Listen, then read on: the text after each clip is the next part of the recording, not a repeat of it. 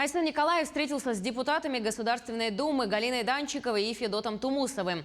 Федеральный парламент совместно с правительством продолжает работу над законодательными инициативами, направленными на защиту российской экономики и граждан в условиях внешнего санкционного давления.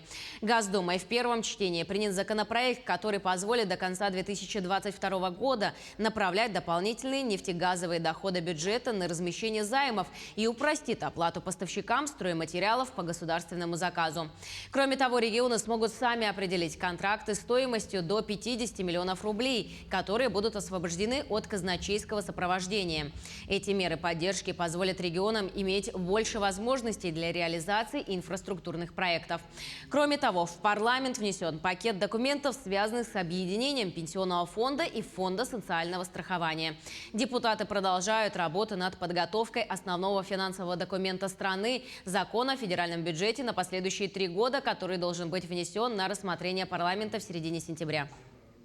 Мы должны сейчас очень активно, республика, участвовать в подготовке очень значимых 2 новых кодексов. Это бюджетный кодекс, налоговый кодекс и закон об бухгалтерском учете. Это очень серьезная, творческая, большая работа.